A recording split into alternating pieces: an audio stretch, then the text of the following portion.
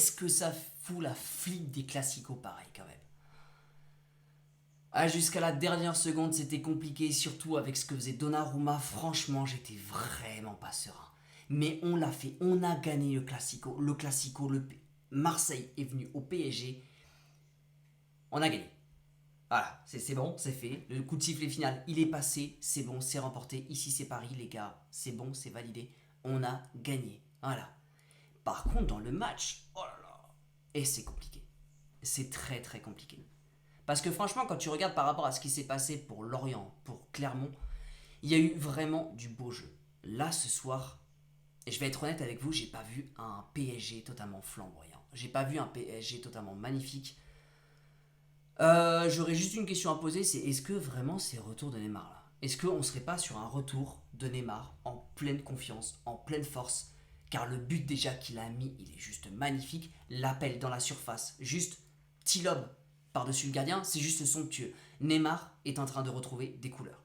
Alors après, encore une fois, est-ce que Neymar va être en forme pour l'année prochaine? Est-ce qu'il faut le garder encore longtemps au PSG? La réponse, franchement, même avec de l'objectivité, c'est hyper compliqué d'y répondre parce que tout va dépendre de son hygiène de vie. Carrément, un Neymar en ce moment au PSG, il fait énormément de bien. On va pas se le cacher, c'est pas Mbappé qui a fait tout le match ce soir. Ce soir, clairement, Neymar a beaucoup contribué, comme il fait depuis longtemps, comme il fait depuis 2-3 matchs pour le moment. Après, quand tu regardes du côté de Messi, Messi n'a pas été impeccable non plus. Messi, oui, il a du mal en Ligue 1. Là, ce soir, c'était compliqué quand même. C'est compliqué dans la transmission de passes. Quand on voit qu'il y a des contre-attaques qui sont possibles, le PSG avait du mal encore ce soir. Ça manque de fluidité dans le jeu, il manque encore une fois beaucoup de cohésion, il manque encore une fois du jeu de touche en une passe. C'était compliqué ce soir. Après, encore une fois, vraiment, on a gagné ce Classico. Ça n'a vraiment pas été facile. Je vais être hyper honnête, ça n'a pas été hyper simple. Même s'il y a eu des hors-jeux, Marseille aussi a eu un hors-jeu. Et clairement, ce hors-jeu, je peux vous assurer que ça fait super du bien qu'ils l'ont sifflé.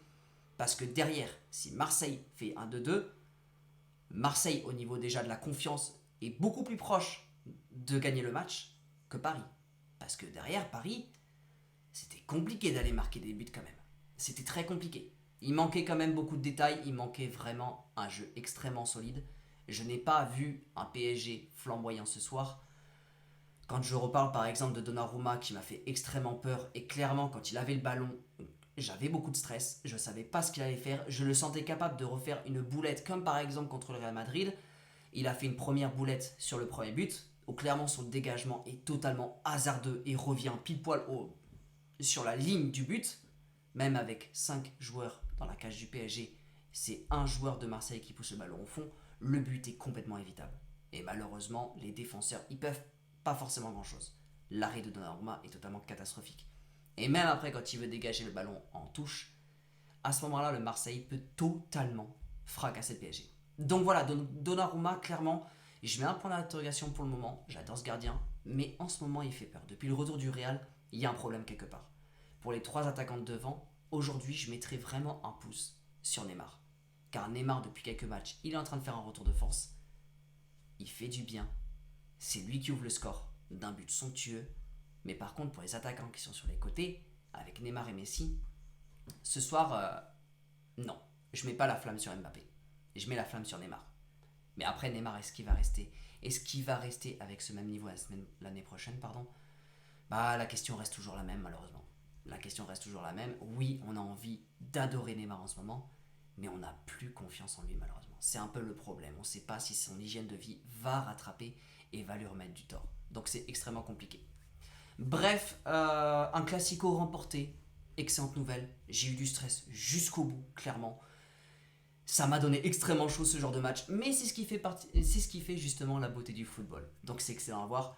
Mais le jeu du PSG, ben voilà, tu te confrontes à un gros adversaire, tu te confrontes à gros adversaire, oui et non, tu te confrontes à Marseille, tu arrives dans un classico, tu sais très bien que les deux équipes vont se confronter, vont donner les armes pour aller jusqu'au bout.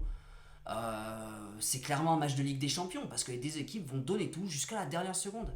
Bah tu vois que le PSG sur un détail, il y a tout qui peut s'effondrer. C'est pas excellent à voir. Et même un Pochettino qui restait sur le banc, qui a donné tant de consignes.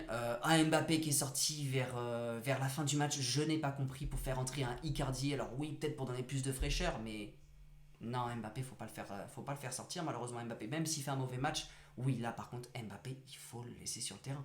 Parce que c'est quasiment le seul qui, à n'importe quel moment du match, peut t'envoyer la pépite pour fracasser un match. À partir du moment où tu le retires, sachant que c'est lui qui met 70% des buts du PSG, bah tu peux être sûr qu'il n'y aura quasiment plus de buts derrière, même si Neymar est en feu en ce moment.